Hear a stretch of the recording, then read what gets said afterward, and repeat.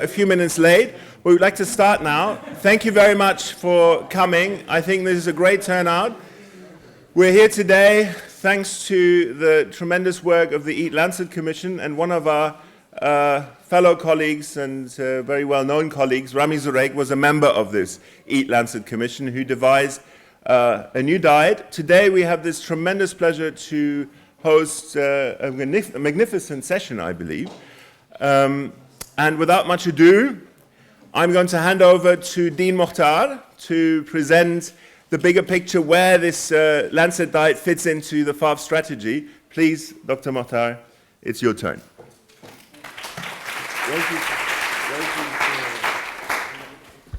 Thank you, Martin. Good afternoon. Let me start with a first welcome, but also congratulations and thank you for the Lancet team, because since the report there has been a mushroom of publications, and there's just over the weekend reading that I was able to gather of I would say the movement that the report has generated in terms of the sustainability.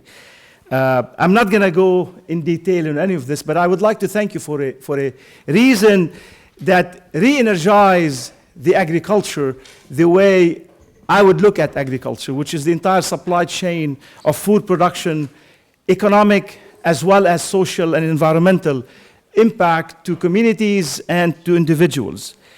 And it would be remiss not to acknowledge some of the work that we've been doing here in this domain on healthy diet. And yes, it can be good for human, it can be good for the ecosystem. This is one of the highlights of one of the projects that this faculty has been engaged in this, looking at the entire supply chain of production and looking at environmental footprint of food consumption and answering the basic question, can healthy diet be good also for the environment? This lunch cannot be more appropriate to be held here in this building, in this faculty, for the simple reasons. Over the weekend, I was thinking of what would be the message that I'd like to welcome you all, and I took 3 slides from the strategic plan, FAFS 2025, that I'd like to go through those and highlight why this lunch is very timely, why this lunch is very critical to our faculty as a core questions we ask ourselves, which is the sustainability of the food supply, the food system. This is where we are today. This is the business as usual scenario. This is where we're stuck, I would say, stuck in terms of the economic, social, environmental sustainability of the food system. We are in a region that's the highest population growth today and in the future. We're in a region that will be among the highest hotspots for climate change, in reduction in water. A reduction in precipitation projected for this region would mean insecurity in food and water. That's basically said. We are in a region that has unsustainable consumption, whether it is looking at inequity and the variability in distribution. We are also in a region where a highly non-stationary. So if you are a hydrologist, you probably know what I'm talking about. If you are not a hydrologist, we are projecting the future without knowing that there is a link between the past and the future, which is a basic knowledge that hydrologists project for the future.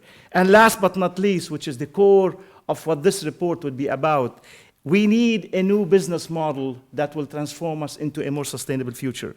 So the opportunities we have that we, as FAFS, in FAFS 2025, we looked at, we need a new value-based business model for the agriculture, nutrition. We need a resilient and sustainable communities. So I will take this further again from the FAFS 2025, where you look at the system of systems in the food. The food system actually is not independent from the water system, is not independent from the energy system. And you look at diet-related diseases, all the economies and the climate change and demography and the politics and the technologies and the environment and the trade, all of those are forcing to a system that is not stable. So you look at the the sustainable diets and food production, the energy, the integrated water resources management, where we need to look at this as a system to manage it properly.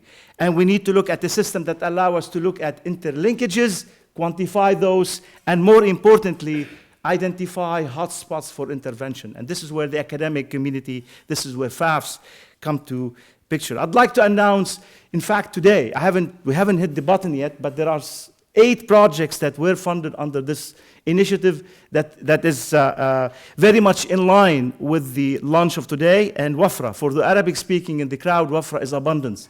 So the philosophy behind the Wafra is that through synergy and through interlinkages, understanding the system, we're able to create abundance. So Wafra has 4 goals. Understanding complexity. We're looking at a very complex system. Each of these is a system by itself.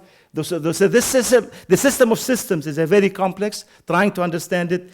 I would say reduce interdependencies is one of the core objectives of Wafra.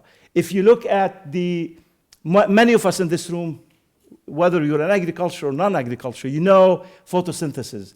If you look at the carbohydrate generated in a photosynthetic process is less than 10% of the water use in the whole system. So where are the 90% of water that consumptive use of water in evapotranspiration in the food system? It's lost in evapotranspiration. Many of my colleagues, the physiologists, would say it's for cooling. But what if we look at the future of food system, where instead of using 75% of water for the food production, we can reduce it. So the theoretical limit, as far as I'm concerned, as far as my background in engineering would say, my theoretical limit is 10%. So that's a challenge for us. So how could we reduce that interdependency? Down the road, if we could reduce the water footprint in food production down to 10%, this is doable. So let's see if that interdependency, and one of the Wafra's goals is to look at those. Increasing resilience, but most and more importantly is promote ecosystem and human health, which is why we're here today. At the end of the day, it's the well-being of the human well-being is the goal where we are. So those are the clusters that are emerging, not only at FAFS. FAFS is the catalyst for this initiative, but those are AUB-wide, looking at smart farming, where engineering practices, where the geeks and the technologists can help us increase the food production system, renewable energy for the sake of agriculture, looking at the fate of antibiotic. Many of us are afraid of the safety of the food we eat, not only in the meat production, but also in the vegetable area. The sheep of the future, many of us are concerned. Would we have herders down the road that continue to be part of our rural economy? And this is one of the clusters. Improve water and energy use, are looking into recycling food waste for better production and healthy food. Number 6 is very much directly related to the discussion of today, which is a food-based prototype for a healthy, sustainable, safe diets. And the last 2 are more community engagement and education projects that build on what we are discussing today, which is reduce, recover, and recycle, and integrating Wafra in a humanitarian engineering. AUB is a pioneer in establishing humanitarian engineering projects, and this specific project is to connecting the humanitarian engineering effort into the water, energy, food, health. Thank you so much. I'm really delighted that all of you are here, and we're all here to learn from our speakers and from our panelists. So thank you so much. Thank you, Martin, for taking the leadership in getting this done. Thank you. So now is the time to hear more about the Lancet Commission, especially the methodology they've applied. So I welcome Brent Loken on stage. Where's Brent? Right here. Here we go. And then Rami Zuraik, he will just join Brent in a minute. Okay, let me just need to get. There we go. Okay. I've got to get out from beyond that podium back there. Thanks, everybody, and thank you very much for the honor of being here. It's a great pleasure to be here. to be at AUB. And Rami, we've been talking about this for a number of years now, getting us down here, and it's really an honor to launch this global report here. We're pretty humbled at the response that we've gotten for this thing. It's been pretty amazing. I mean, we've had over 7,000 articles written about this. We've launched it now in about 15 countries. We have about 20 more launches left. And it's really starting a global conversation about what food is and the role of food is. And I think we're starting to realize that food is one of those amazing opportunities that we have. You know, there's so many people here. Food is, we all eat it. We all love it. We eat it every single day. We fall in love over it. We have conversations over it. We have meeting over it. And food is one of those great opportunities. But what we're finding now is that food is also a great ill. It's causing so many ills in the world. Now, friends, as we sit here and as we have this launch here, the overriding scientific evidence is inescapable. And it comes down to the fact that, you know, we're in trouble. And if there's ever a time to panic, if there's ever a time to get motivated to do something, it's now. It's inescapable now. The scientific evidence is mounting that environmentally things are not getting better, they're getting worse. From a health perspective, things are also getting worse. From a climate perspective, there are two major victims of runaway climate change. The first is it looks like the world's global coral reefs are going to collapse.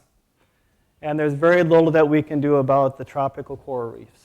That's the first victim. Second thing is Arctic sea ice.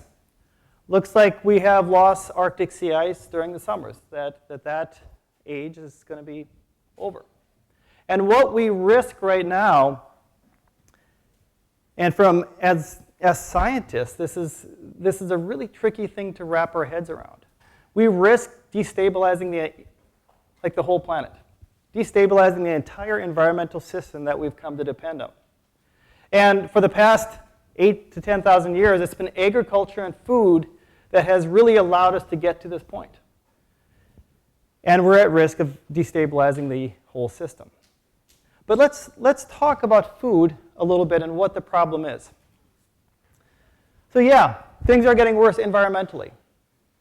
But the reason that they're getting worse is because for the past, since about 1950, we've had these ever-increasing emissions of carbon dioxide, ocean acidification, energy use, tropical forest loss, water use, whatever it is. We've had this mentality that we can do whatever we want to the world. We can extract as much as we want. We've got this hockey stick-like exponential type of runaway growth and use. And that's been good. Extracting resources has allowed us to do a lot of amazing things. But we're starting to realize that we can no longer continue this type of growth. That at some point we need to figure out how we start bending these curves. We have to start bending them down. And we have to do it in years. The time is really running out. And we're not yet bending these curves. But that's only the environmental side. If you look at the health side of it, things are still just as bad. More than half the world's population are suffering from some form of malnutrition. Either getting too much food or they're not getting enough.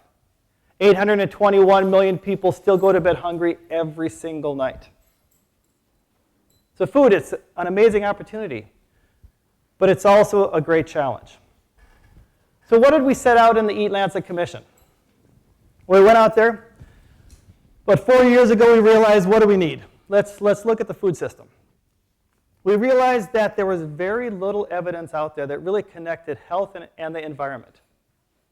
And that there were no clear scientific targets that allowed us to get, that showed us where we had to get. Now, it's pretty hard to change something if you don't know where you have to go. If we don't know what are the targets that we're aiming for, how do you actually know where to aim? So we said, well, we have to set two things. We have to set scientific targets for what defines healthy diets and scientific targets for what defines environmental sustainability. So, and can we achieve healthy diets for every single person on this planet by 2050? So equity lies at the heart of this commission.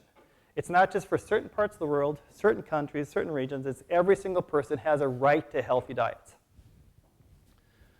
So what's the approach that we took? First thing is we had to define what a healthy diet was. And I think if I was to go around here, and there's so much controversy about this, like what is a healthy diet? If I was to ask you guys what a healthy diet was, I bet I'd get very different answers. We realized there had to be some kind of global consensus about what defines the food that we should be putting into our bodies. And right now, up to this point, there has not been a global scientific consensus on this.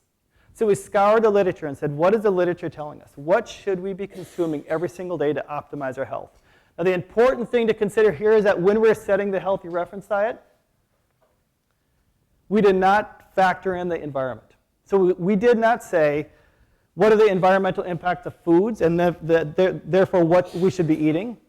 What we did is we said, what should we be eating, period? If we want to optimize our health, what are the foods that we should put into our body? We put a firewall between the healthy diets and how we should be producing food. So the second thing that we did is say, well, how can we define sustainable food production? Bless you. That's okay. And once again, there are so many people calling things sustainable. What is sustainable food? Is it only greenhouse gas emissions? Is it only water use? Is it only, what is it? We have to, once again, set scientific targets for what defines sustainable food. So two things, scientific targets for healthy diets, scientific targets for sustainable food.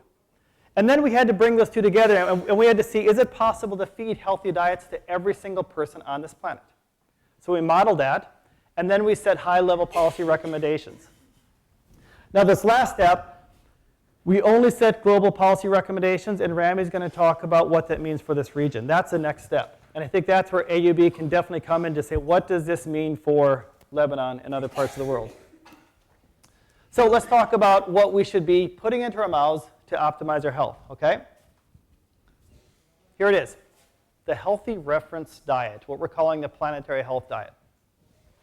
What we did is we set this and we defined it by food groups and by specific amounts per day and the ranges. So this is what, in grams per day, we should be eating defined by major food groups to optimize our human health.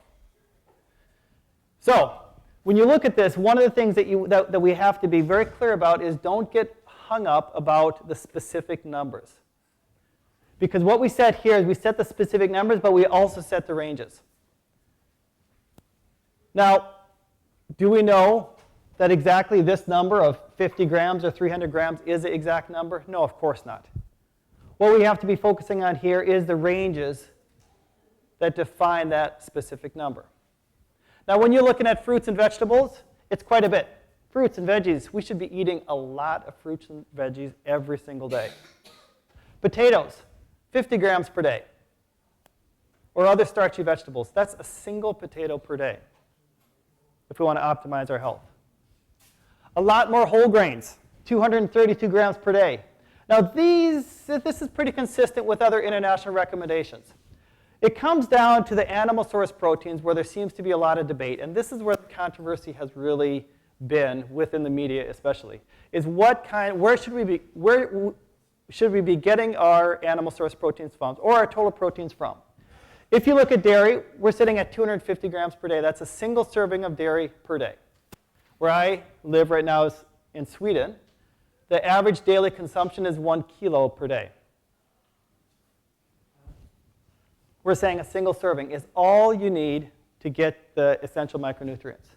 Beef, lamb, and pork, 14 grams per day. Per week, it's 100 grams. That's about a single hamburger per week, or a single serving of red meat.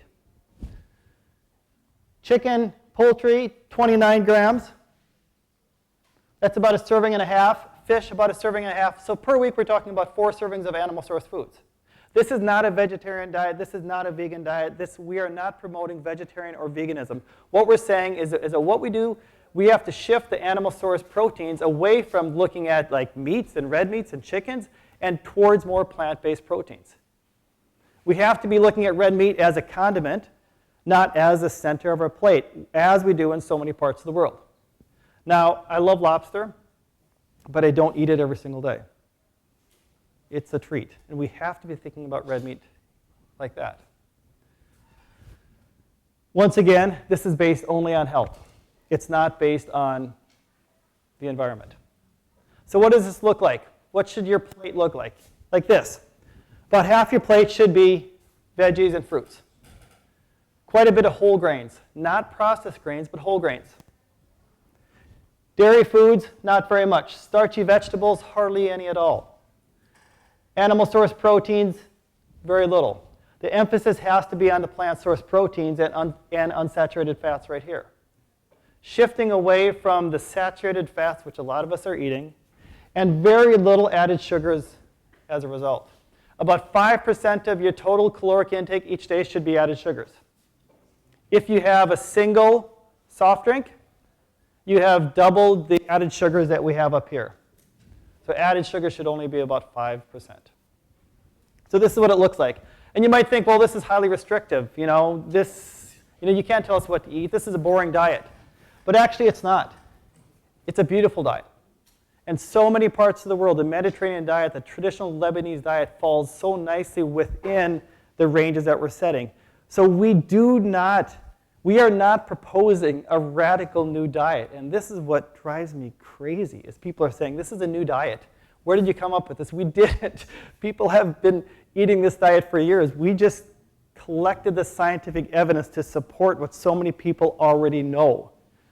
And a lot of it in so many parts of the world, it's going back to how we traditionally used to eat. What I think is radical, what I think is the travesty, is a shift away from traditional eating patterns towards highly processed foods and sugars and saturated fats, which is leading to obesity and heart diseases and cancers, and away from traditional eating patterns. So what we're saying is really, eat what your grandparents used to eat. And in many parts of the world, that rediscovery of traditions and culinary traditions has a health benefit. Now, in Canada, where I come from, this is the diet that they just came up with, the new food guide. They just launched this 5 days after we launched our report. And if you look at it, it looks pretty similar to the EAT-Lancet diet. Half your plate is fruits and veggies. Not very much animal source proteins, lots of whole grains, and not dairy, but water is your choice of drink. We had 37 scientists working on this for 3 years. Canada had 37 scientists working on it for 3 years, and if you look at it, they look very similar. We need to get national governments to start adopting and to start saying that this is the type of food guides that we need to be promoting within our countries. But where are we today? How far are we away from this diet? Well, this 100% line right here is what we should be eating. So if we're eating this EAT-Lancet diet, we should be eating up to that dashed line. But if you look at North America, we're way over consuming animal source foods by 638%. Starchy vegetables, chickens, eggs, way too much. And under consuming things like the healthy stuff. And can you guys even find nuts up there? There are nuts. It's right there. It's almost impossible to find. If you look at sub-Saharan Africa, this is a picture. Underconsumption of almost everything except starchy vegetables. Eating lots of things like cassava, but not enough of the good stuff. So filling bellies, but not getting the micronutrients. If you look at South Asia, under-consuming almost everything. And what is happening in some parts of the world, we're over-consuming too much at the expense of letting other parts of the world eat up to what they should be.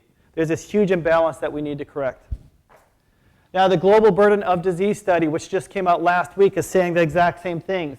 This green line right here is the optimal intake of the food. So if you look at this, we're under-consuming all the good stuff, but we're over-consuming the bad stuff like red meat. So this is in line very similar to what we just said. We are not eating enough of the good stuff. And if there's one thing that you want to do to increase your risk of contracting something nasty, it's underconsumption of things like nuts and plant-based foods. So we have to figure out how to get those into our diet. Great thing about it is we'll be able to save almost 11 million lives by doing this, globally. We ran 3 different models and came up with the same answer. Almost 11 million lives will be saved by adopting this diet globally. Now, sustainable food production, the other angle of it. These are the targets that we set for the 6 Earth system processes. And the thing which we have to start realizing is we have to go beyond climate change. It's not just about greenhouse gas emissions. We can't just focus on climate change. That's not enough.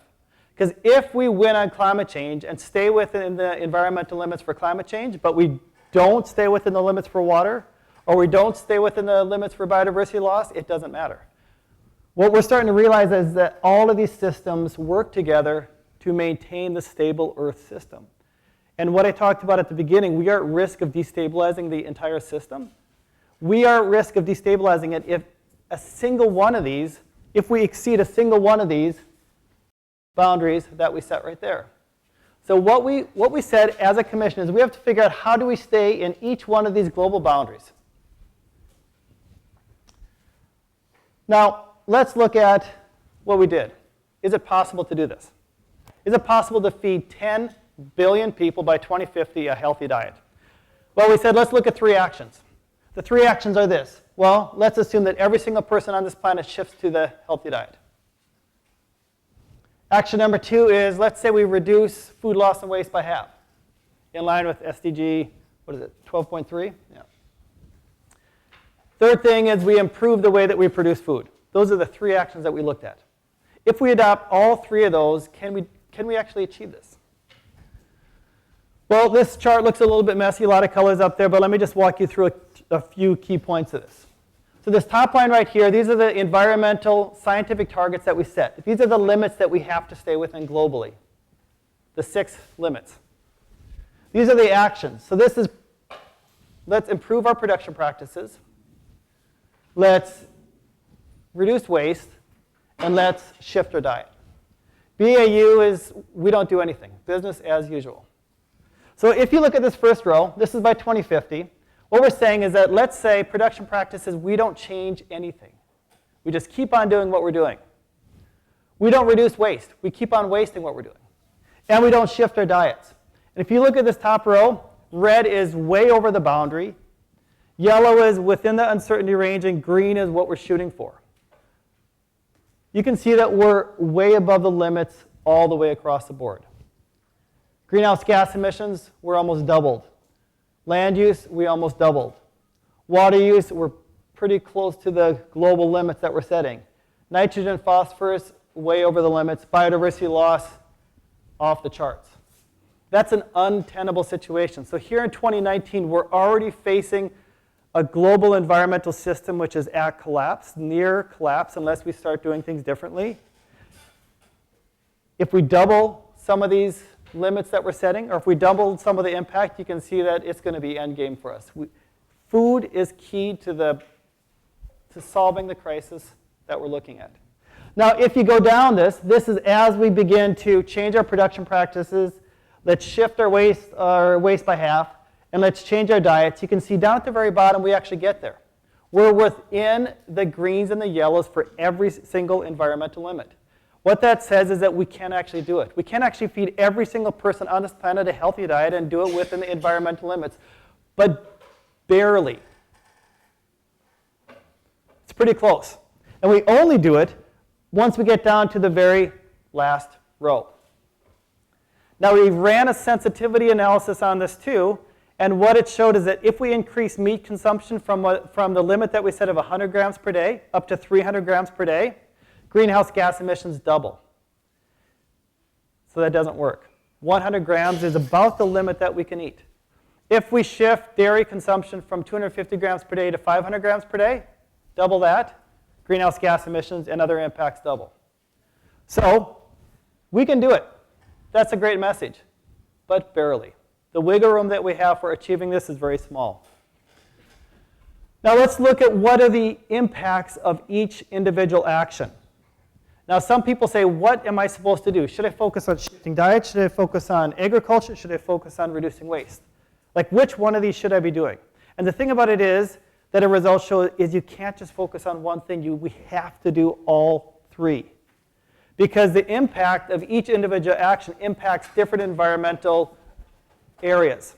Now, if you look at just, for example, greenhouse gas emissions, this is what we're shooting for, is this 100% limit right there. We want to be within this. If we don't do anything, by 2050, we're going to be way up there, way over the limit. But let's say if we shift our diets, we actually reduce the impact by 96%, and we get within the environmental target that we've set, just by doing one thing, shifting diets. So if there's one thing that you want to do to have a huge impact, change what you're eating. If we only focus on changing production practices, we only have a reduction of between 18 to 22%. So just shifting production doesn't get us there. If we focus on only reducing food loss and waste, it only reduces greenhouse gas emissions by 12%. So we can't just focus on all of them. If we combine all three of those, the impact that we have is way under the limit. So it's the combination of all three actions at once is what gets us within the targets for greenhouse gas emissions. And when you look at all the other environmental limits, like cropland use, water use, NMP application, biodiversity loss, you can see there's a lot of colors up there. But each one of these actions that we have right here has a different impact. So for cropland use, just shifting our diets won't help us. But improving how we produce the food does. But if we look at the combination of all of those, which is this blue right here, we get within this environmental limit circle that we've set up here only if we combine them for every single one. That gets us under the targets for all environmental variables. And that's why programs like what you have here can't just be focusing on production. We have to focus on shifting diets, and we have to focus on reducing food loss and waste. And this is why the health people have to talk to the agriculture people. We can't be in our silos any longer. And universities are now starting to realize that. So what are the 5 strategies to end with? First is we have to figure out how to shift our diets. And we have to start seeking international commitment to this. And this has got to be a global commitment to shifting diets every single where on the planet. Or continuing with what we have been eating traditionally. Now, how do we do this? It's this groundswell of people coming forward to rise from the bottom to do this, more of a bottom-up approach, or is it more the top-down approaches, top-down regulatory approaches through tax incentives and subsidy strategies? It has to be a combination of both. We can't just rely on the individual consumer to do it, and we can't rely on governments by themselves. We have to approach it from both angles. That's the only way that we're going to be able to solve this problem. We have to also realize that we can't just focus on calories. It's not just about producing enough food, it's about producing the right kinds of food. We can't just fill bellies. We have to produce food that is healthy. So what does that mean for production going forward?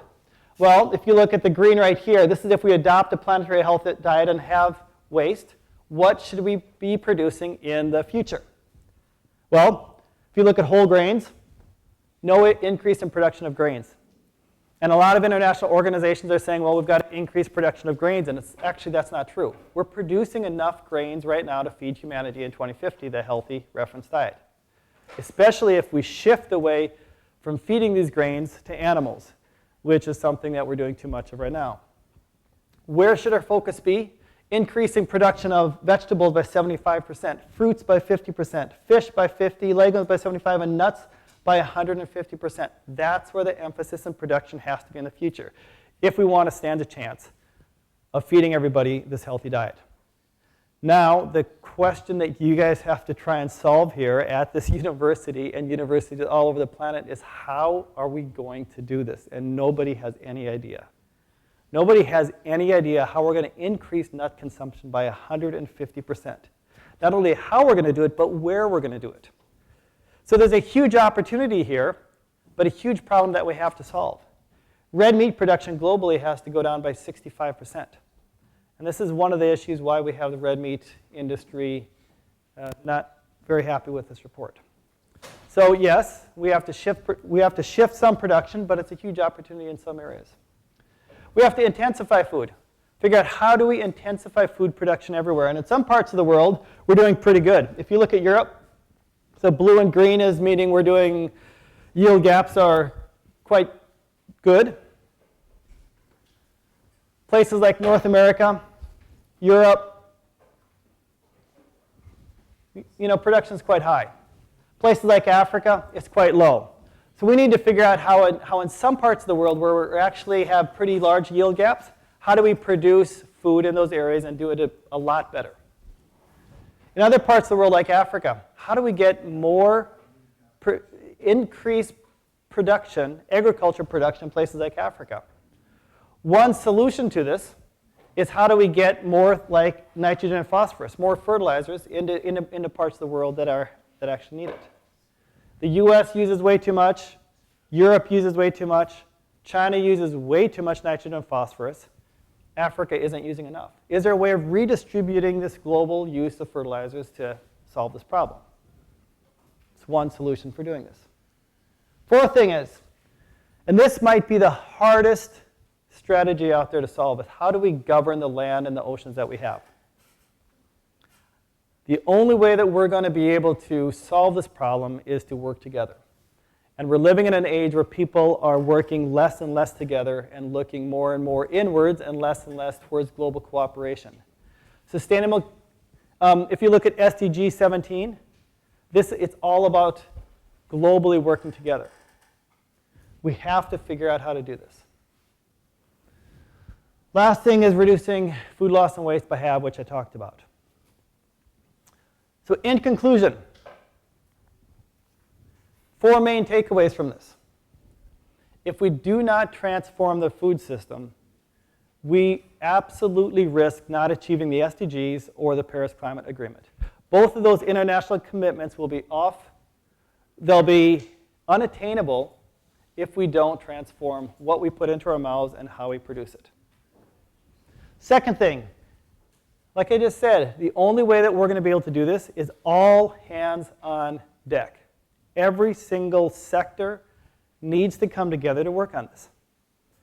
Academics can no longer continue to just talk about to each other and have conferences and sit in ivory towers. Business people can't just go off and do their thing.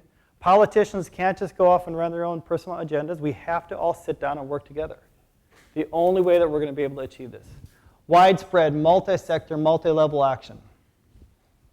Third thing, the great thing is we're going to save a lot of lives. A lot of people are dying way too early because of the food that they put in their mouths.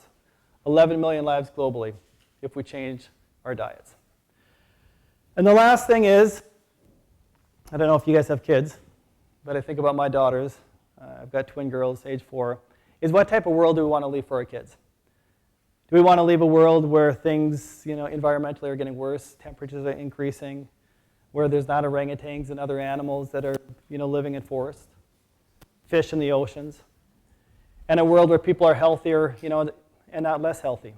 I personally want to leave a world which is a lot better world than the one that I found it in, and food is central to that. It's part of the solution, and it provides us a great opportunity moving forward. So on that, I look forward to a lively conversation and debate and panel discussion about this. And I think, Rami, you're going to talk and put this into context for what this means for Lebanon.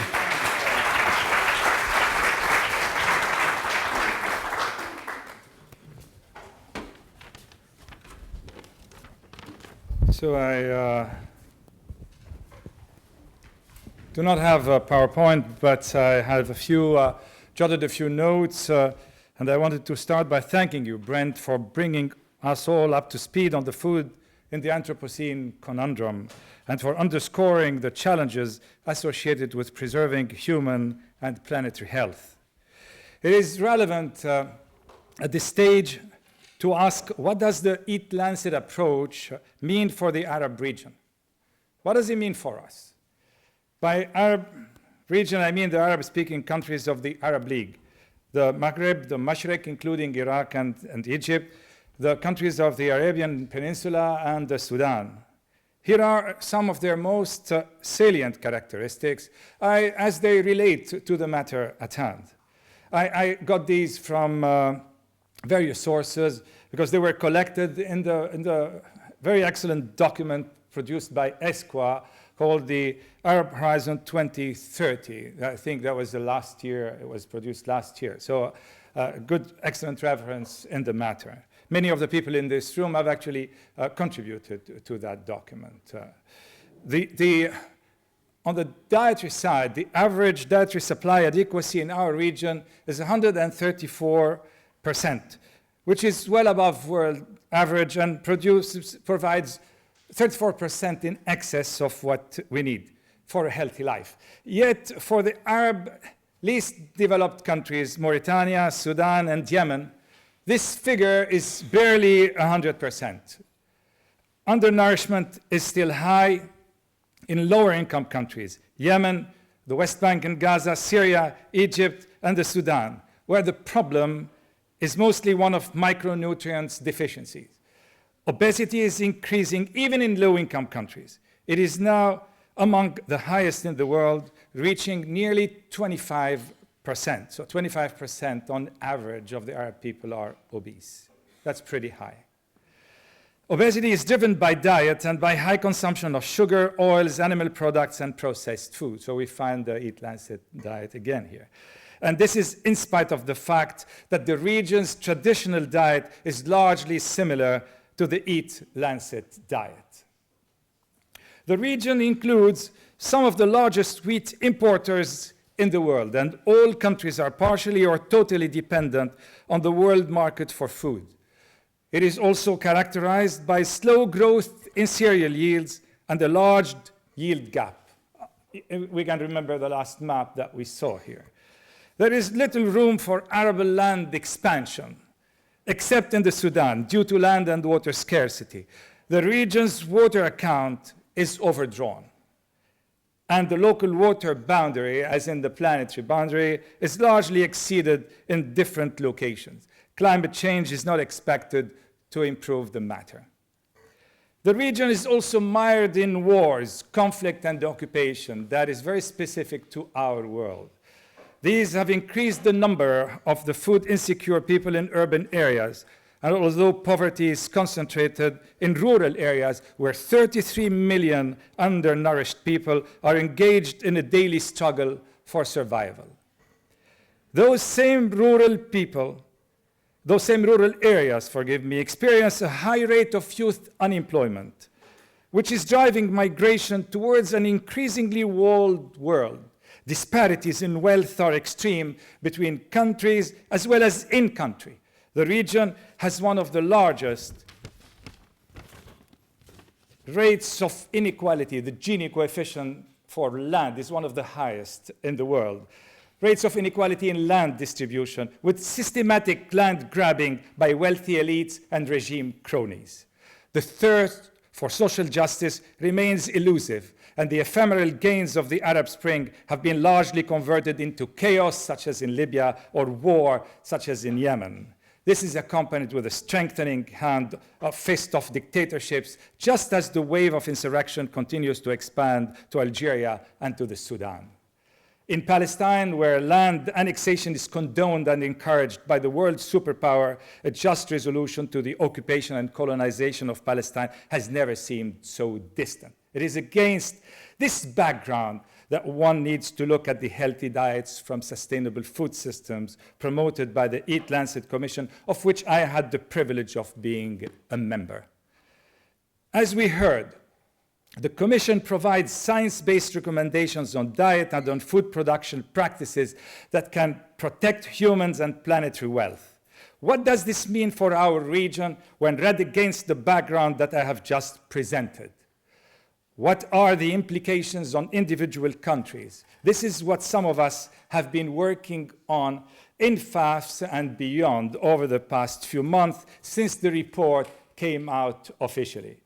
There is much to be done, and I will illustrate what is currently being addressed by referring just to the water boundary, which is what I contributed to in the Commission. But we can do the same exercise for all the boundaries and all of them together as well. Take, for example, that we're trying to remain within the planetary boundary for water. In that scenario, reliance on blue water extraction must be decreased in basins where withdrawals exceed renewable water inputs and environmental water flows.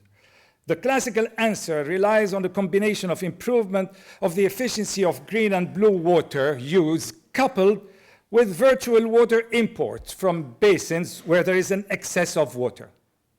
This would work in an ideal world where trade flows unimpeded by power and flowed markets. But in countries of the regions, there is a fear of the use of food as a weapon. Even in the case where virtual water flows freely, what is the fate of those countries that cannot afford it? These are also the same countries that are most in need of food. In addition, what would be the microeconomic impact of shifting from a highly productive irrigated agriculture, where small land holdings can be used to produce a meager livelihood, to dryland farming, requiring larger parcels, when seen against the land distribution inequality that I have just mentioned? Would that not contribute to further migration and impoverishment of the rural world as underemployment takes hold of the land? Who picks up the social bill for protecting water resources and freshwater ecosystems? These are some of the big questions we ask ourselves today as we seek to implement the EAT-Lancet recommendation in our regions. But some of the questions appear to have already found at least the beginning of an answer. We looked with my colleagues here at the interaction between the EAT-Lancet diet and food security and food sovereignty. This is especially critical in countries under occupation or siege, such as Palestine and possibly Syria, where sanctions are starting to be felt. Now, Syria had been significantly reliant on food, it has been significantly reliant on food imports for just over a decade now. In spite of the war, diets have changed, especially in the most affluent urbanized environments. And therefore, so has the demand on red meat, dairy, sugars, and fat. The food balance is negative if one is to assess it against today's diets. But the picture is different if Syria, by a stroke of magic, was to universally adopt the EAT-Lancet diet during its reconstruction efforts. Red meat would be used in morsels, as it traditionally was. According to the data we have, Syria would become self-sufficient and able to export fresh food, thereby escaping the much-dreaded sanctions which have so damaged Iraq in the late 20th century. According to World Bank figures, Syria exported in 2010 800 million worth of food and imported twice as much, of which 700 million were as corn and soybean, animal feed, and 250 million as live animals. In other words, animal feed is the main import bill. Extensive, mobile animal production in the Badia, the Syrian steppe, respectful of the land's carrying capacity, coupled with a reduction in the consumption of animal products, could possibly keep Syria within its political, ecological, and health resilience zone. This brings me to another and final point regarding this issue. We are talking here about a total overhaul of the food system, a true food revolution. How can we make sure that the benefits of this revolution are evenly distributed and that the usual losers do not continue to be the losers? In other words, how can we make sure that the little meat that is consumed does not end up being concentrated in the bellies of the rich, while the poor suffer from chronic malnutrition? How do we convince people to eat less meat without resorting to a magic wand when meat consumption is sometimes a nutritional necessity, but also a sign of distinction and of social mobility? How do we convince or coerce the powerful lobbies without turning into a dictatorship? In the EAT-Lancet Commission, we struggle with these issues and set them aside temporarily. Their time has come now as we adapt the EAT-Lancet approach to regional, national, and social class specificities. This is the essence of our current agenda, an agenda we can only implement together. Thank you very much.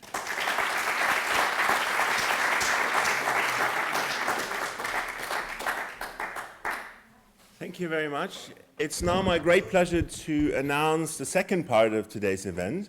And without much ado, we have an exceptional moderator present today, Louise Saron. Louise is not just an environmental journalist, she's also a social activist.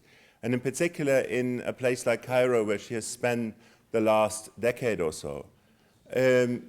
Louise is going to moderate this event now, and I can't think of a better moderator for such a wonderful event today. Please, Louise, enter the stage, and I wish you well for the next hour.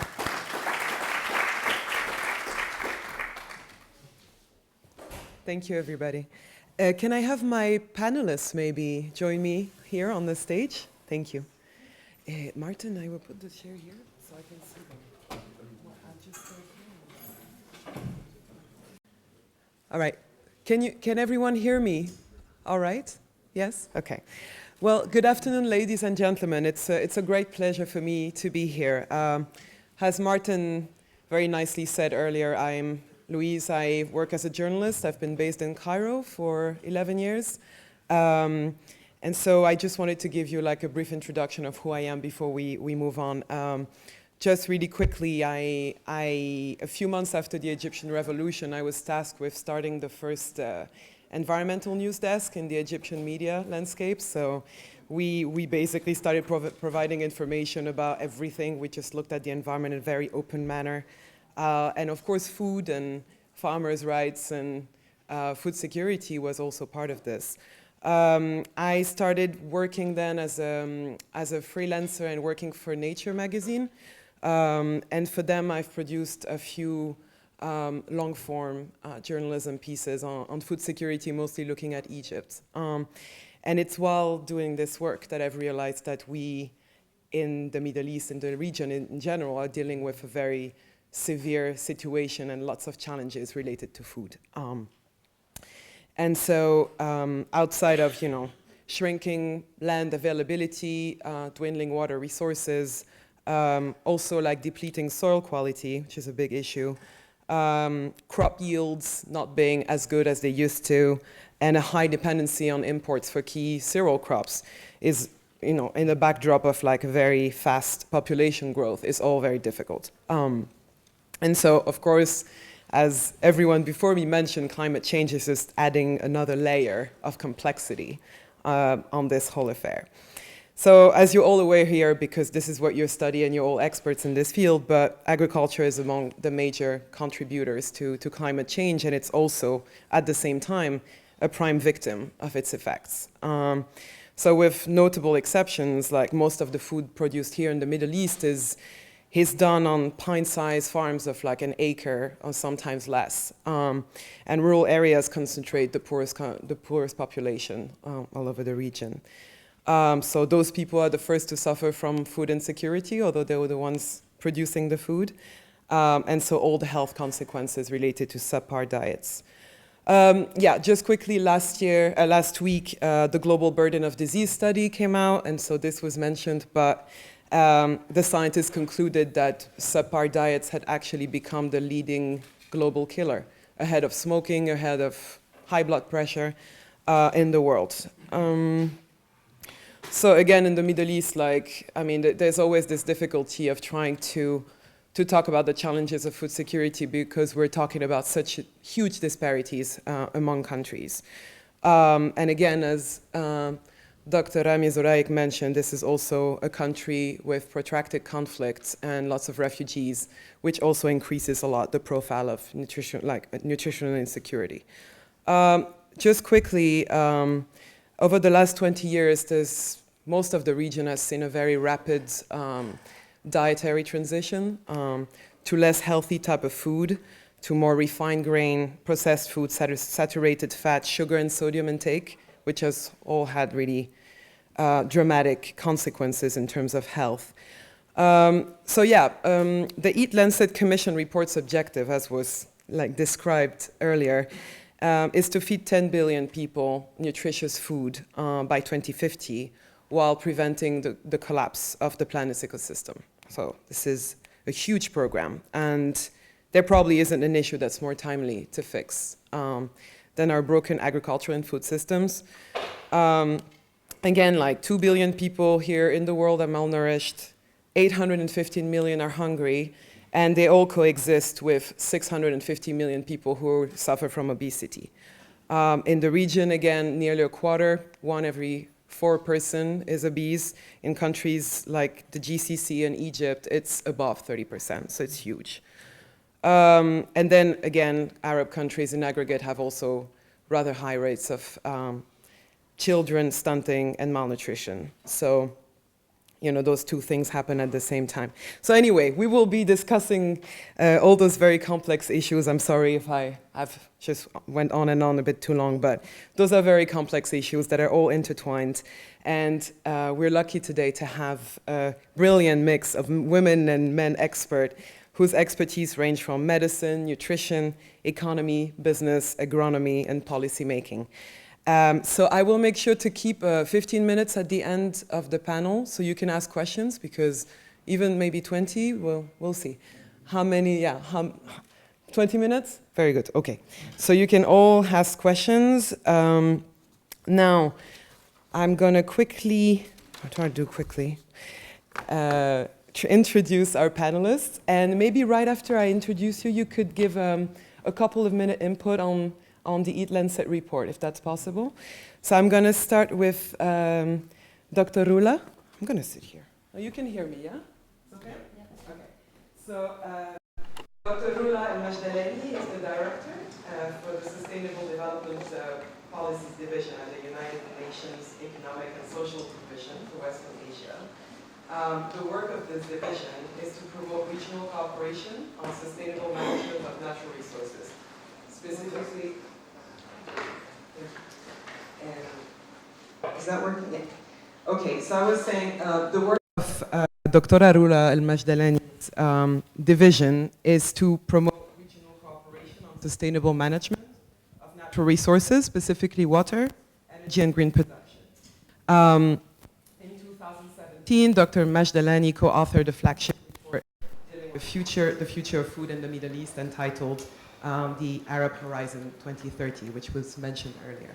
So, Dr. Rula, can you please give us like a few minute input on the EAT-Lancet Commission report? Thank you. Thank you, Louise. Good afternoon. And it's really a pleasure to be here and listen to such a very interesting and very revealing intervention.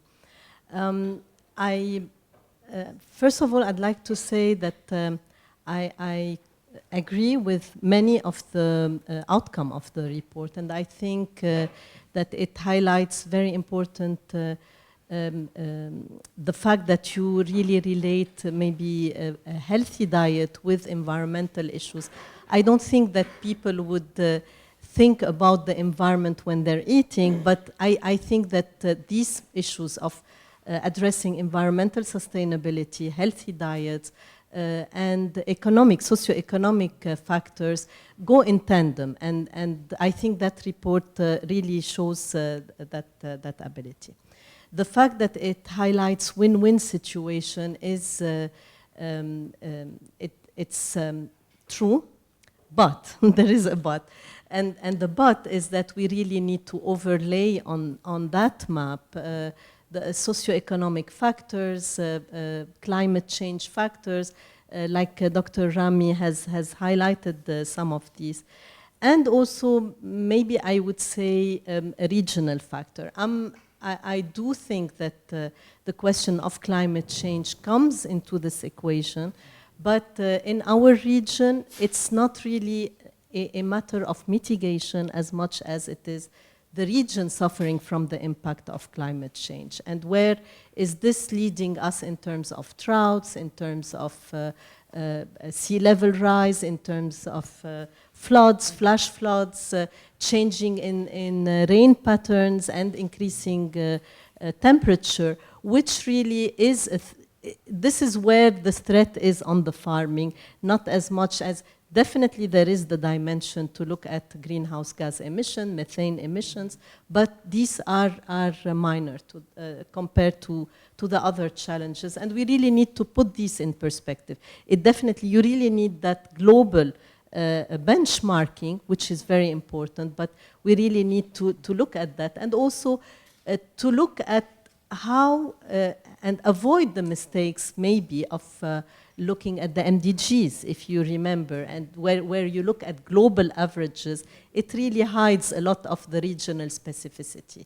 If China is changing its diet and eating less meat, it will change the whole world balance as opposed to this region. So this is one thing. The science evidence interface is very important. And here, what I would stress in addition to that is the access to knowledge. And probably this is where our region lags behind. And in many of the poor countries where you've mentioned, Yemen and Syria, and you really need to push for that science evidence and be able to influence policy making at the global level. I mean, as a regional organization, you really need to translate maybe to national and local context the global agendas and what SDGs mean, but you also need to be truthful to that, to the region, to influence the policy making at the global level, particularly when you talk about access to funding. And as you mentioned, the SDG 17, which is about international cooperation, which is about transfer of funding, of technology, you really need to balance in that and show maybe more balance between mitigation and adaptation, and how do you really equip small farmers to be well equipped in that.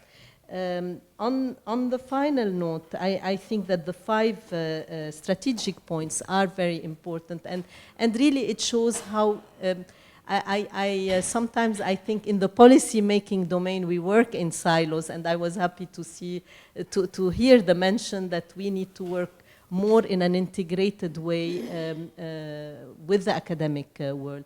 And probably this, to conclude with one point, the SDGs is really about a change in mindset. We really need to be able to work outside our comfort zone. And this is where it's not about SDG 12.3 or SDG 2.1 and I am the custodian of this and you are the custodian. It really is about seeing that nexus and the implication. And now science is making, and knowledge and technology is making this very much of a concrete thing to be able to see how they impact each other. And I think that with the report, with the food, planet, and health nexus, this is a very important entry point to look at, and it will advance the whole SDG thinking in not just in all its 17 goals, but in the overall when we say Agenda 2030, which is also about human rights, which is also about social justice, and which is also about leaving no one behind. Thank you very much, Dr. Arula. Now let me move to our second panelist, Dr. Mahmoud El-Saleh. He's an agricultural economist and genetic scientist who served as ICARDA Director General for 10 years. He's the vice chairperson of the high-level panel of experts on food security and nutrition steering committee, a science and policy interface of the UN Committee on World Food Security. So for the past 4 decades, Dr. El-Saleh has contributed to agricultural research and development to enhance food and nutritional security in the MENA region, in East Africa and in Central and South Asia. Please. Thank you very much. It's certainly a pleasure to be with you in this very important event. Certainly the EAT-Lancet Commission report is very timely, not only for this part of the world, but globally, because very frankly, if we want to transfer the global food system in order to address both human health as well as environmental health. Sorry. It is very important that we really work, with so many stakeholders in this area. one thing I want to mention, and I want really to talk about this part of the world in particular. This part of the world is the only region in the world where poverty is increasing. All other parts of the world, poverty is going down. And, oh, come on. I'm sorry. Let me put it off. I'll just put it flight mode.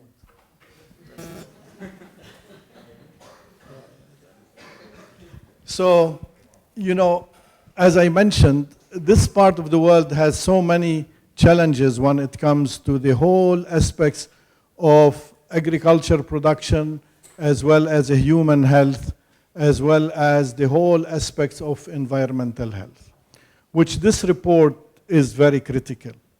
If we look at poverty, as I mentioned, we're the only region in the world where poverty is increasing.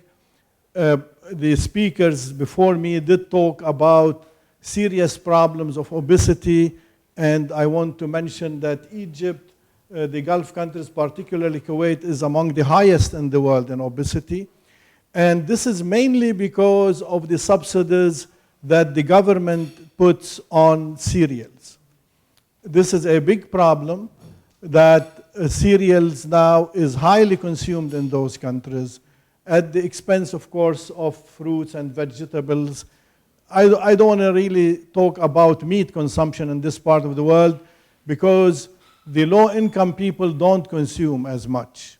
But certainly sugar is a problem as well. You know, a country like Morocco, where the per capita consumption of sugar is about 30 kilograms per person per year.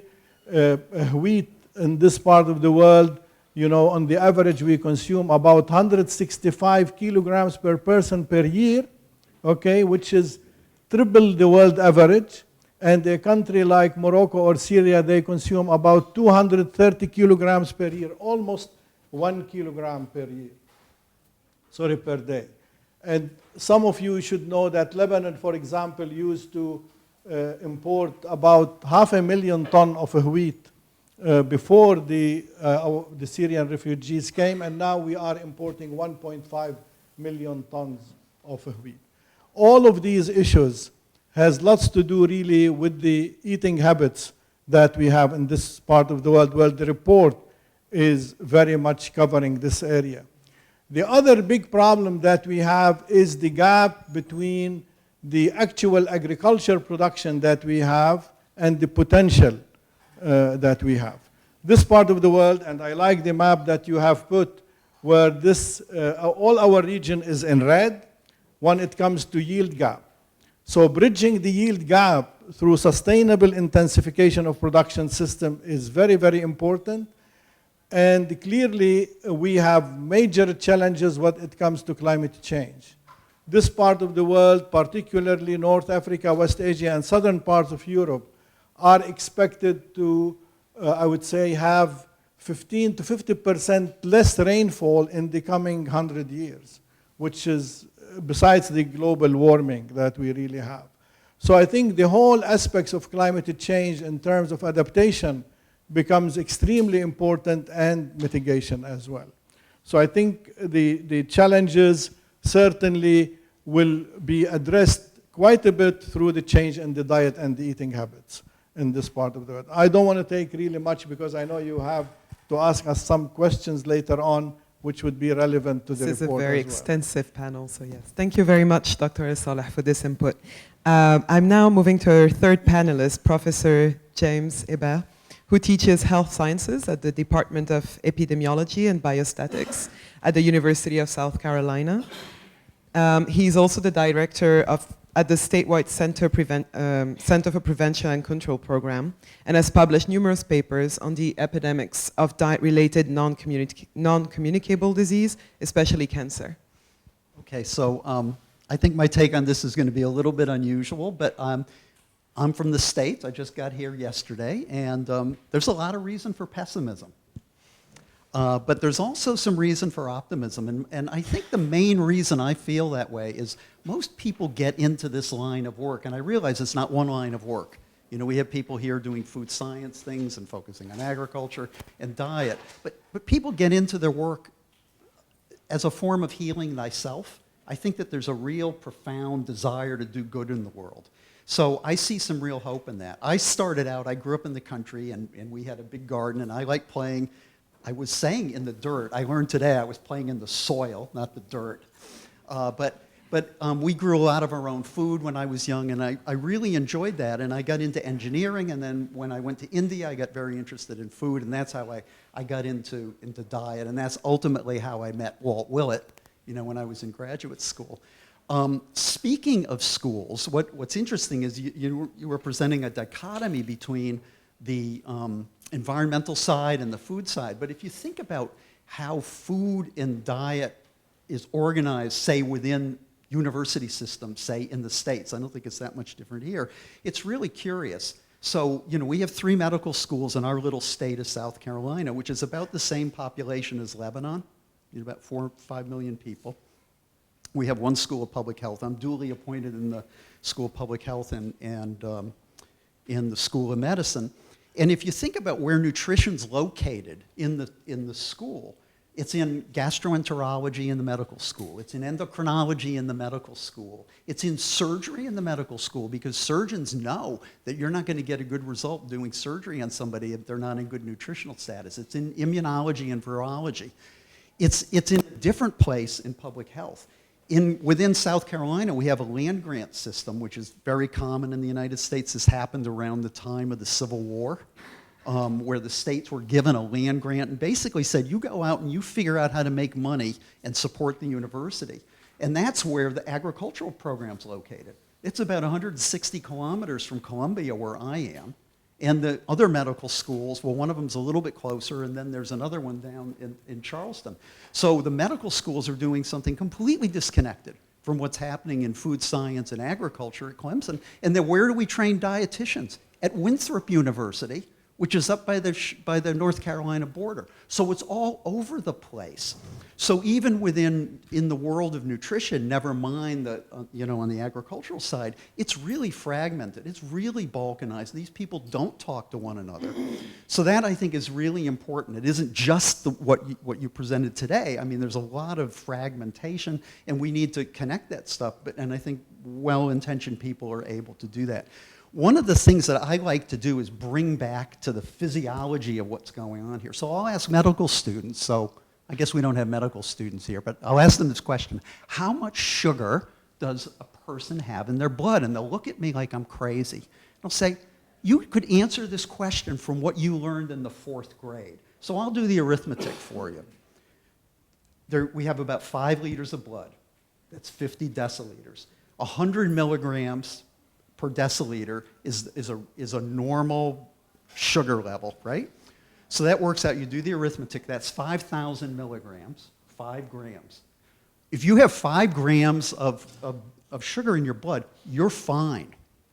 If you have twice that, you're going into diabetic acidosis. And if you have 3 times that, you're dead. Okay? So how much does a can of Coke have? A can of Coke has, work out the math again, 36 grams in a single can of Coke. Think about what your physiology, what your pancreas has to do to deal with this stuff. This stuff is expensive to make, and we make it cheap for people because the food industry wants us to buy it, wants all of us to buy it. And if you just think about the amount of trouble this causes in the body, and you tell that to people, they can start relating to it. It's like every time you go out and you drive your car, you gun it. You put it, that's not good for the car. You're going to wreck the car. You're going to burn out the clutch. Things are going to start happening that really isn't very good. So one of the things, and I'm going to be giving 3 talks when I'm here, so you'll hear more about this.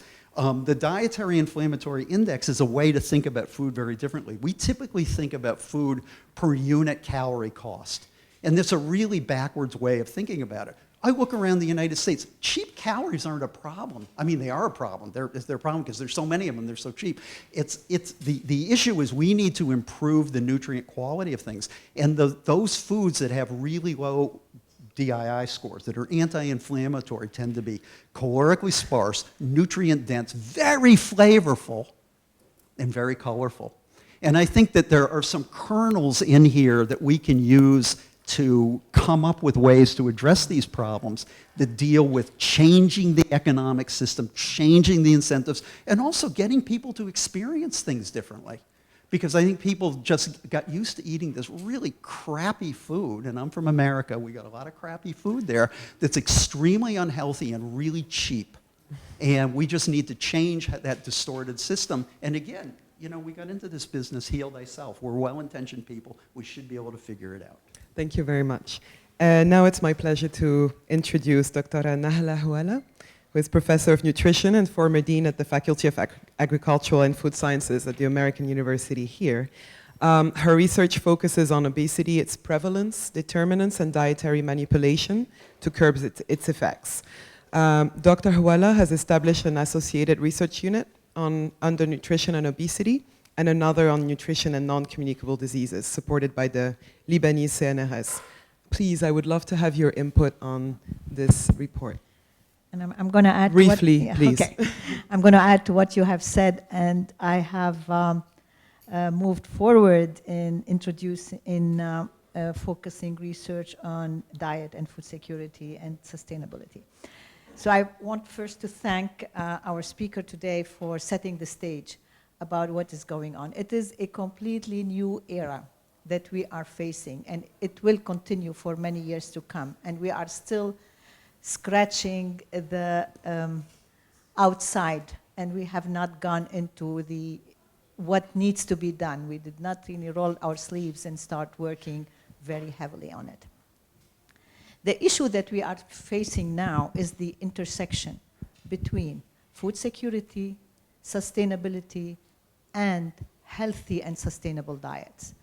And these three now are interacting, and if you don't eat well, you are affecting the environment, and if you are not eating well, you are food insecure. So there is a nexus now, a new nexus, Dr. Muhtar, between sustainable and healthy diets, food insecurity, and sustainability of our environment.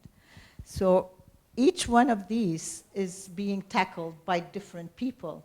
And we in this faculty, I mean, being small sometimes help, because it helps you integrate and it helps you look into an overall picture. And we work together now, agriculture, nutritionists, food scientists, all together in order to address these important issues.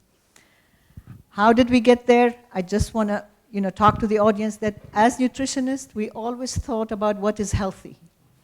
What should we eat healthy, regardless of how does this affect the environment. And we looked at how does this prevent diseases. And we reached nowhere, because no matter how much we told people what they should eat, they did not listen. So I think the next thing was our environment is being hampered by our processes. So we're going to tell people to save the environment. I don't think we are also going to succeed. This is the pessimistic aspect. So I think the next step is really interference in the food system. First of all, to set the stage what we want to do with sustainable diets, and what are the agriculture choices that we need to make depending on what country we are talking about, because sustainability and food security for each country differ from one country to another. And then how each country can interfere in its own food system in terms of production, access, markets, and consumption to address the issues that we are talking about today. So I'm going to stop here. Thank you very much. And now it's my pleasure to present Dr. Hassan Al-Jaja, who is an environment and food activist. He co-founded the Jordan Arab Group for the Protection of Nature. Through this platform, Mr. Al-Jaja is sought to strengthen the capacity of the Arab people to sustain the region's natural resources and gain sovereignty over them, particularly in areas suffering from war and occupation. In 2012, he helped establish the Arab Network for Food Sovereignty, a network of 30 NGOs from 13 Arab countries working on issues on food sovereignty and resilience. So I'm keen to have your your opinion on this report more from an environmental perspective. Thank you. Thank you for the invitation and for everybody's attendance. And I extend my thanks to my colleagues for their really very precious contribution and efforts.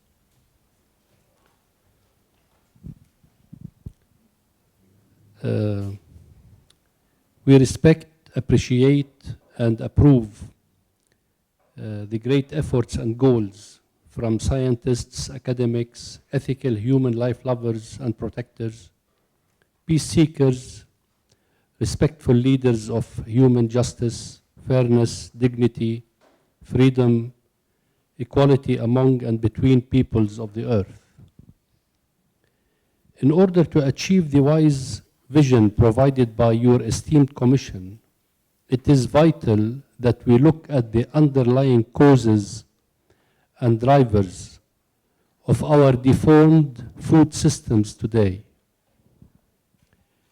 There are approximately 1 billion hungry people around the world today. It has been proven time and time again that the main problem does not lie in the availability of food, but rather its distribution. And one of the major determinants of food distribution is people's access and control of their productive resources, including land, water, and seeds. Industrial agriculture, as we see it today, grabs large areas of land, exploits excessive amounts of water resources to produce monocultures that serve the export sector, rather than a diversified produce that enhances local food security and provides communities with a nutritious diet. Small farmers that actually provide the main source of local food production are increasingly pushed out of their lands due to their inability to compete against the growing power of multinational agribusiness. It is extremely vital to understand and learn that communities across history, and particularly in this region, developed local food systems that were in harmony with available resources, environmental conditions, and local identities. They have also created communal systems to share and manage local resources, such as land, water, and seeds. And they have inherited them from one generation to the other.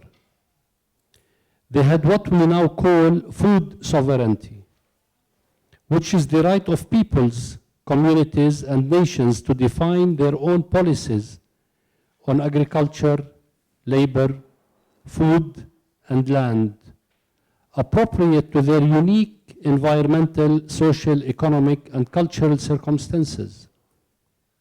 This includes the right of every person to have access to healthy, nutritious food and its sources of production. Food sovereignty puts the aspirations and needs of those who produce, distribute, and consume food at the heart of food systems and policies, rather than the demands of markets and corporations. These traditional and long-established food systems and dietary patterns are being displaced due to many reasons. But surely, economic and political interests lie at the heart of this change. Let's look at one of the most famous transnational food and drinking companies, Nestle, for example. It is the largest in the world, measured by its revenue. They have around 450 factories across 194 countries. Driven by profit and with the absence of accountability mechanisms, Nestle continues to function despite its unethical promotion of its produce, such as condensed milk and infant formula, manipulating people's unawareness to expand their market. They continue to pollute and overexploit water resources, among many other violations. Much can be said about the monopoly on seed production by Bayer and Monsanto, and Terminator seeds, and what it entails for the vision you propose today of enhancing plant production and consumption. Can you wrap it up? I'm sorry, just a couple more minutes, because then we have to, there's still another person, we have questions. Sorry. Thank you. The vulnerability of populations as producers and consumers can be witnessed all around the world. However, its vulnerability is augmented in times of crisis, conflict, and occupation. The theft and destruction of resources in these cases is not only a byproduct, but it is often systematic. Access to food is an equation of the balance of power, and is used as a tool of control or oppression. As Kissinger said, control oil and you control nations. Control food and you control peoples. In Palestine, Iraq, Yemen, and other countries in the region, there has been a strategy to destroy local farming systems and infrastructure related to agriculture. In Palestine, farmers can no longer access their lands or water resources, among many other violations. Their crops are systematically destroyed and their trees uprooted to displace farming communities. 3.5 million trees, mainly olive trees, were uprooted or destroyed, sometimes at a rate of 1 tree per minute. In Iraq, on the other hand, during the US occupation, Bremer, who was the occupying military governor, confiscated the Iraqi plant genome. In Yemen, agricultural sites are being targeted intentionally. In Syria, we believe that one of the reasons of war over Syria is to destroy the only Arab country who was food self-sufficient. Finally, I want to conclude with 2 thoughts. First, we believe that the success of this report can be guaranteed if civil society is engaged in its distribution, implementation, and monitoring. But more importantly, in analyzing the economic and political factors that hinder or facilitate the achievement of the proposed vision of a healthy diet from sustainable food systems. Second, we, the Arab Network for Food Sovereignty, call for the creation of a code of conduct or a charter of ethics that can guide policies and practices of the different actors towards achieving this vision. Thank you. Thank you very much.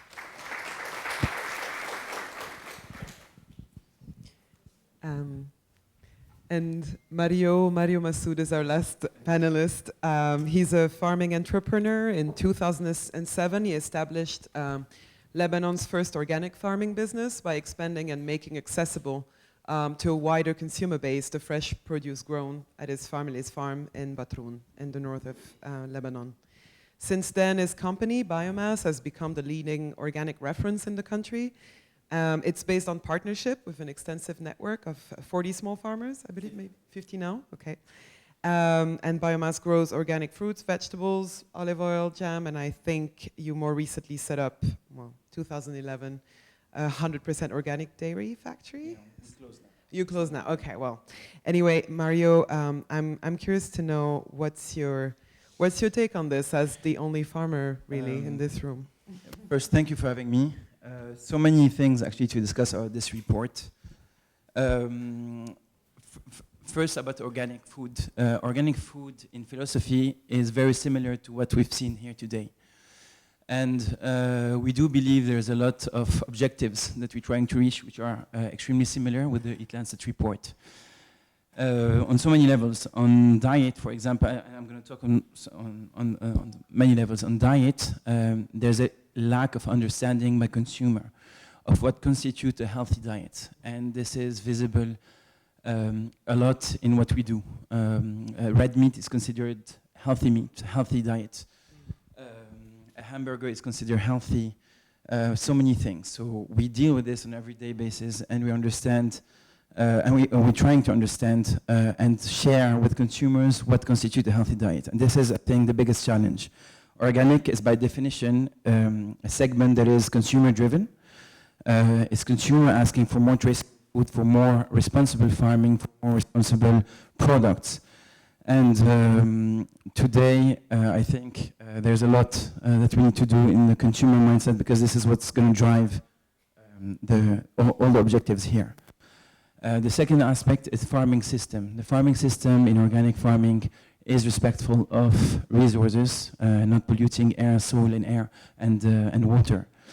And the challenges are big. How to make a good yield in organic farming while respecting the environment. How can we feed the planet by 2050 with clean food? And this is one of the challenges we deal every day in our business.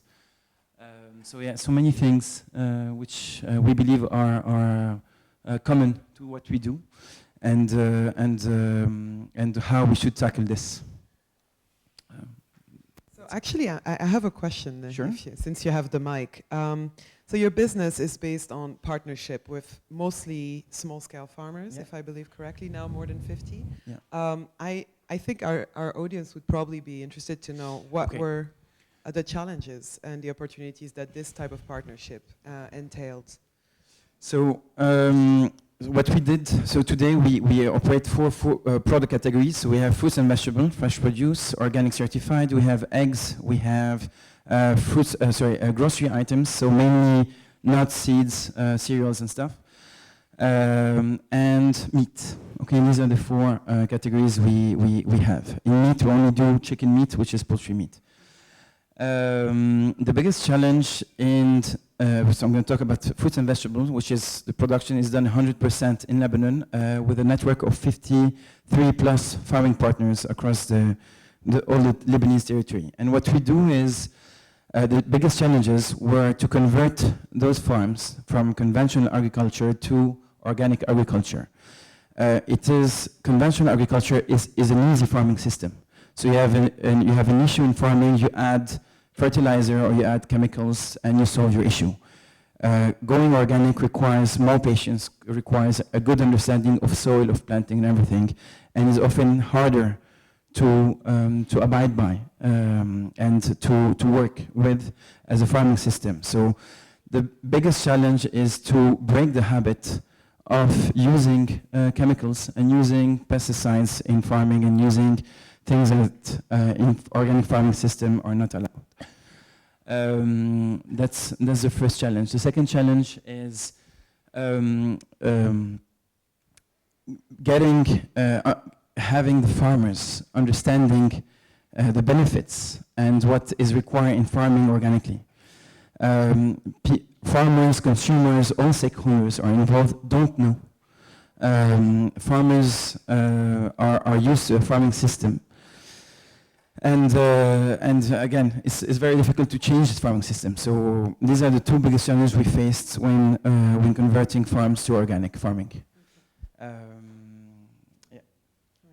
I'm going to move to Dr. El-Saleh here. Earlier, when you were giving us your input on the report, you mentioned that sustainable intensification as one of the keys to feeding a growing population in the Middle East. Could you tell me what you exactly mean by this and how, in what ways, it could work here in the Middle East, given that land is shrinking? A big challenge in this part of the world is how to produce more with less input. Certainly, if we look at the yield gap between, I would say, the actual farmer yield and the potential ranges between, depending where you are in this region, ranges from 40 to 60%. And when we look at the inputs, okay, the most important, considering the fact that we have serious problem of natural degradation of natural resources, is how to use water sustainably, okay, And the big problem here is the excessive use of water resources in agriculture. Agriculture, as we all know, uses at least 70 to 80% of the water resources of this part of the world. Therefore, any saving in water resource use will be so important. So when we talk about, in the past, we used to talk about intensification of production system. That our friend, Mr. Jaja called it industrial agriculture.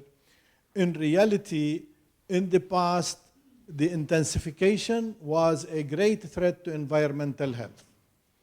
Now, unless you do this in a sustainable manner where you use soil, okay, without reducing its fertility and ensuring that it is still productive soil, without excessive use of water, over pumping of the shallow water aquifers and so forth. This is what I mean by sustainable. I mean you use the inputs in a sustainable manner. The big problem that we have when we talk about good agricultural practices, and this is what that was mentioned before, if you look at the Sousse Valley in Morocco, you see big plastic houses that export tomato and cucumber to Europe. In reality, what they're exporting the underground water. And in the Sousse Valley, some areas went out of production because of non-sustainable intensification of production system. So I think the issue of this part of the world is how to bridge the yield gap between the actual, which is very low, and the potential, but not at the expense of the environment and natural resources. This is the big challenge, okay, in brief. Thank you. Dr. Arula, could you highlight, please, the many ways in which food, the way it's produced, transported, stored, purchased, and consumed, plays a pivotal role in achieving the UN Sustainable Development Goals as a whole, not just the zero hunger one? Okay. There is the dimension of food in every single SDGs, but I would highlight, pick on, maybe follow on from what Dr. Mahmoud said. Probably we need to look in this region as food security is water security, and water security is food security. So this is where you really need to look at in the Sustainable Development Goals, not just as individual goals, but really how do they affect each other. And probably by 2030, when we will analyze in retrospect what we've done, we will find that moving on one goal is really moving on the other. Sustainable consumption and production is one of these, and therefore its repercussion is on local production, on eating healthy food, like the report has highlighted, but also preserving the reproductive capacity of the ecosystem and of land and the nature.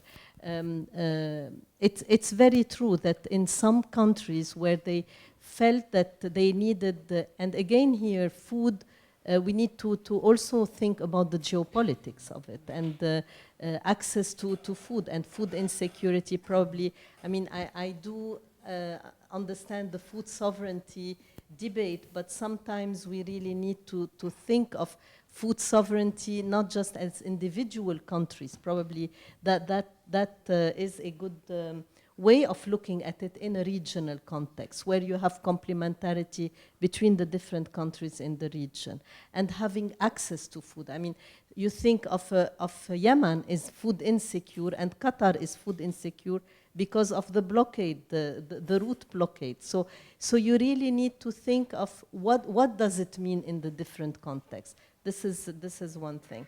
The other point is, I mean, to what extent we want to look at the political implication, the conflict situation, and therefore, where do we have availability of infrastructure? How much is it threatened in that sense?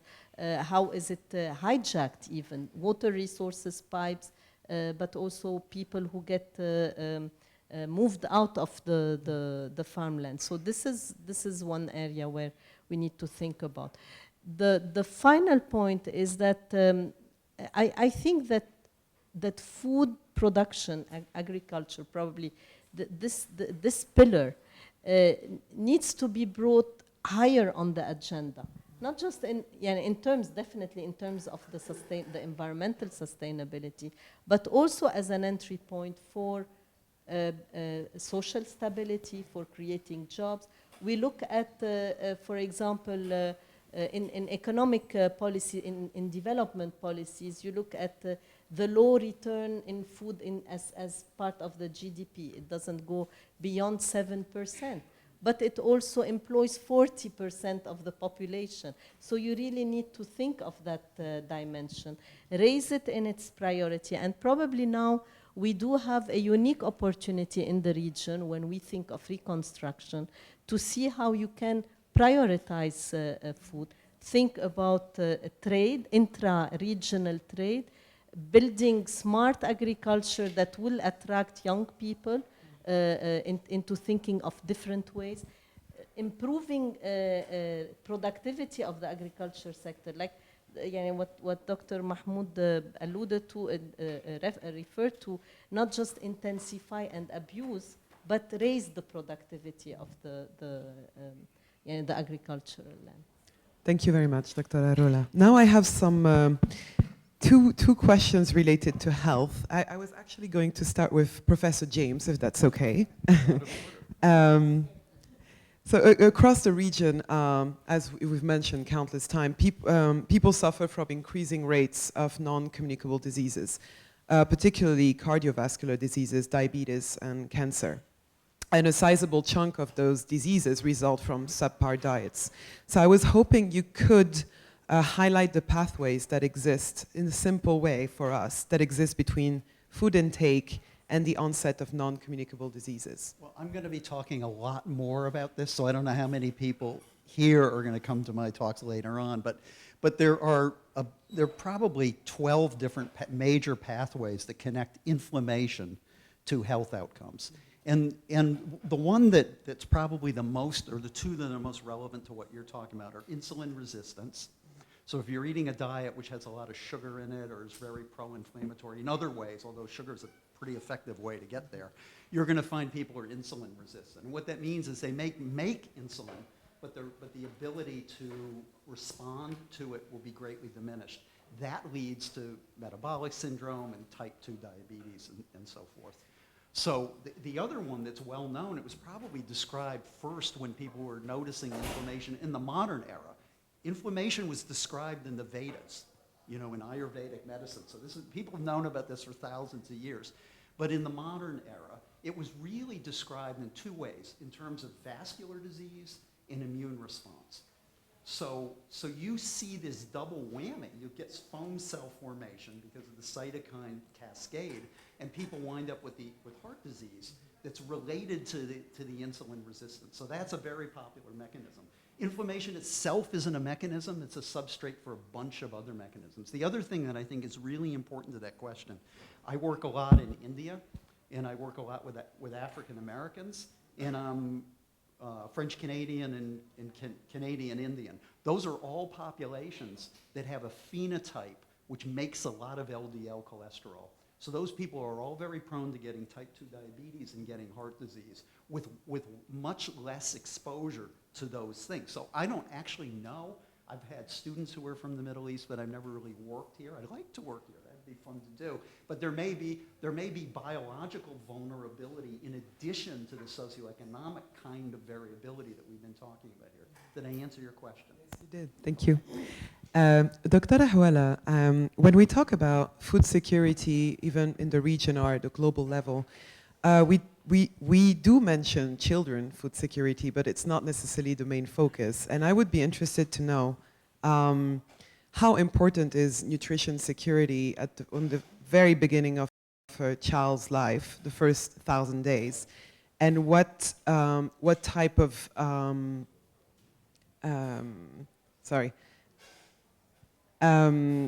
yeah, so basically nutrition security in the first 1,000 days of the life of a child is the most determining factor to healthy or unhealthy development.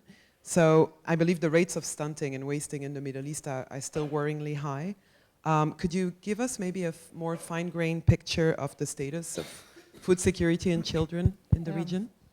Well, what you talked about two different things. There are situations in a development where we call them flexible times and age of opportunity, where changes in the development will allow the food to make an effect, which is the growth of children. And in the first 1,000 days, this is the opportunity to feed children properly so that they will not have the diseases that we are suffering from. So there is a link between early nutrition and non-communicable diseases in the adulthood. Early nutrition being malnourished versus non-communicable diseases and obesity. And probably in India and in many countries where the children are stunted, this is where you see the stunted children become obese children. So there is intervention in that particular time is important for non-communicable diseases in the future. And this is why it is being addressed very strongly by Michelle Obama and everybody as an opportunity to intervene for the future. And I think there was something that is being said, and I'm not sure that it was clearly provided to the audience, is that food security is not production. Food security is a healthy diet too.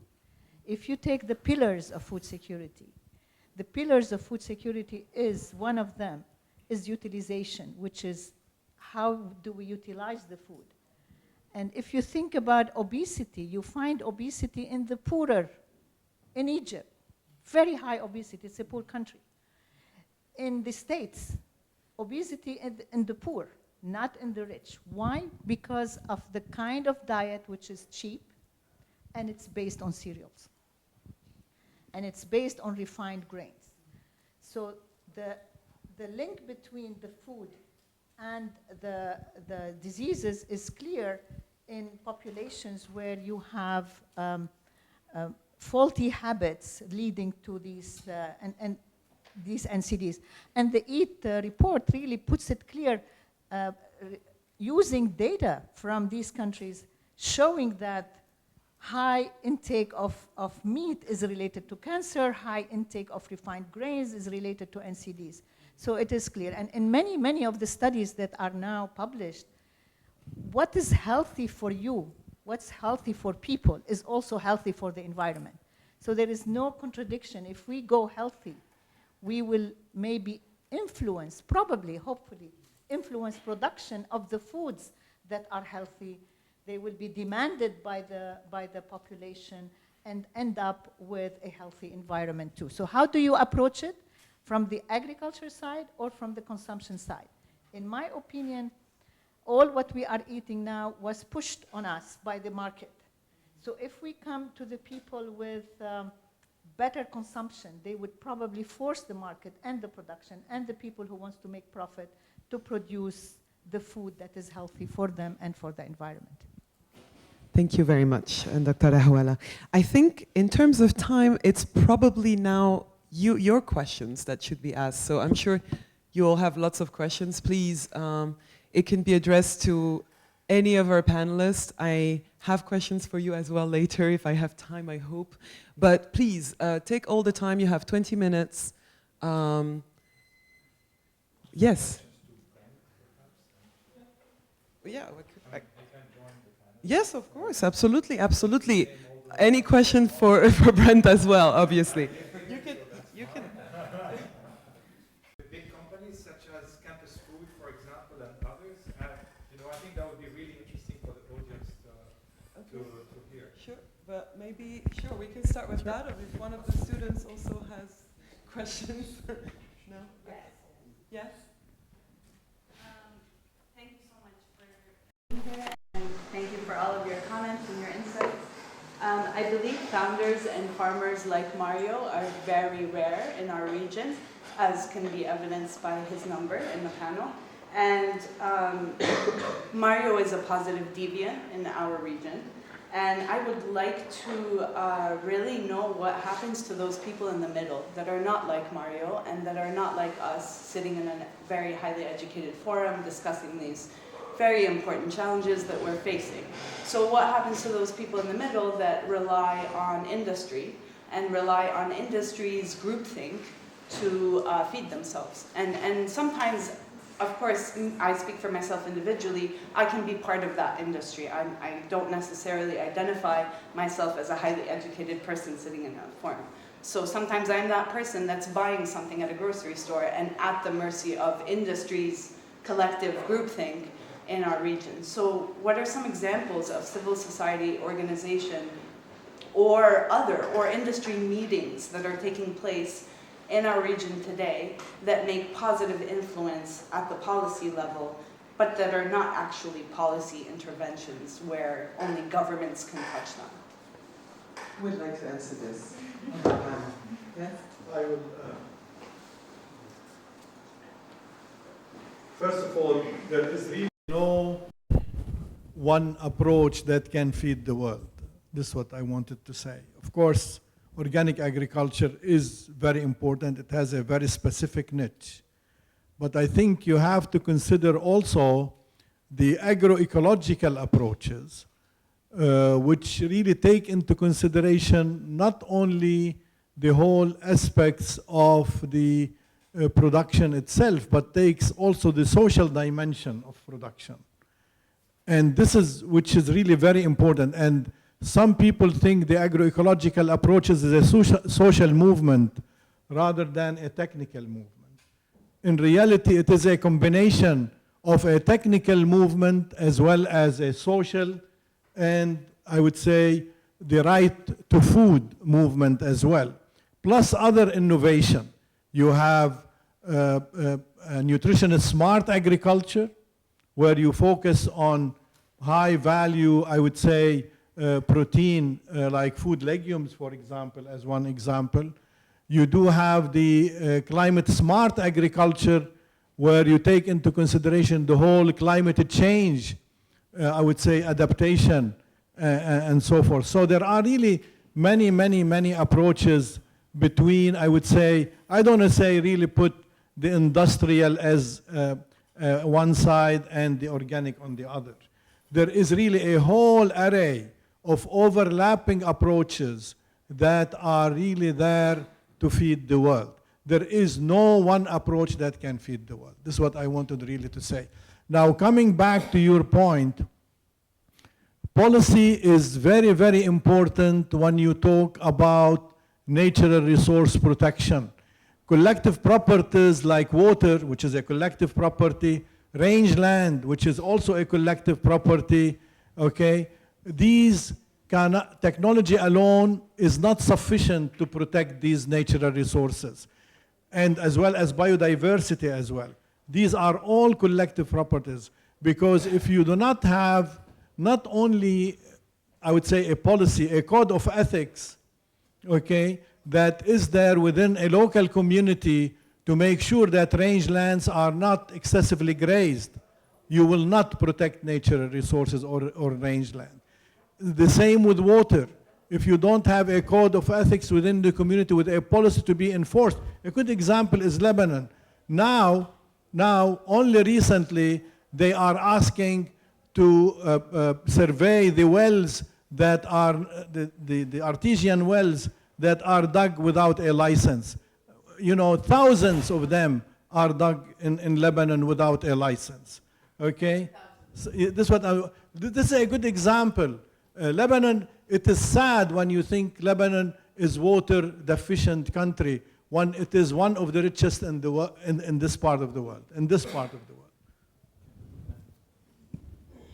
Just to answer your question, of course, I'm going to be biased toward organic, but what really was helpful when we launched in 2007 was people didn't know what organic was. What happens is that they were looking for traceable food, they were looking for branded fruits and vegetables that they could rely on, and they're looking at labels. And I think all industry, organic and non-organic, have to be very transparent about the label and let the consumer make the choice. And I think that it goes back always to consumer. It's a consumer, food is driven by consumer decision, and we need consumer to be aware of what they're eating and what it is that it's doing to their diet and the health. Just to react on this, that's one of the question I wanted to ask you is how, when you offer organic produce on a market, they will have to come with a higher price. They still do because of what you explained earlier, the way that they're farmed, the absence of chemicals, lower yields. How do you bridge this? How do you attempt at bridging this price gap between a produce that's coming out of conventional agriculture and organic, so more people can have access?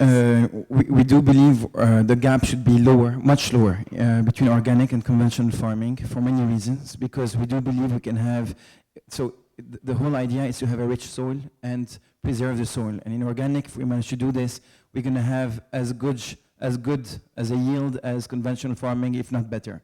And studies have shown that. So the real challenge here is production. What's driving, what's keeping organic prices a bit high, in Lebanon at least, is the fact that demand is growing much faster than supply. And supply is still dragging behind the demand. Yes. Thank you very much. Brent and Rami, I was surprised that there was very little discussion about alternative water, about reuse, water reuse, about green water in the report. And I would like your reaction to it. And then the nerd in me would like to see also, and there's a big part of me still there, in the analytics, how did you, I mean, the analytics is messy with all of the scenarios that you ran. How did you manage the complexity of the, when you came up with a nice, presentable outcome? How did you manage the complexity of the analytics?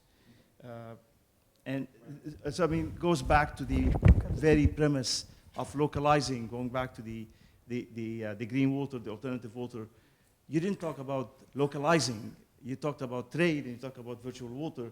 But really, the resilience down the road is how do you localize this production? How do you empower local production and localize the water and food security? That whole spectrum was missing in the report. Well, maybe I'll let Rami comment on the first question specifically, yes. but okay, it's actually blue water is used as a proxy for both green water because it's like communicating bases. When green water decreases, you have to increase the blue water output. And if green water becomes more efficient, its use, then automatically, because they're part of the same vehicle. That is the theory behind the planetary boundary. And it actually does make a lot of sense when you look at the figure. On the issue of the modeling, I disagree. Of course. No, but that is, I mean, there is a lot of really hard science behind that, not at this, not in the current. All I can say is that is, very, very simply, you need to think about as a proxy figure for green water. When you improve the efficiency, then you use less, you require less blue water extraction. This is essentially the premise to that. On the second issue, there is a paper in Nature that actually deals with the modeling. And the main author is a theoretical physicist who was part of the team.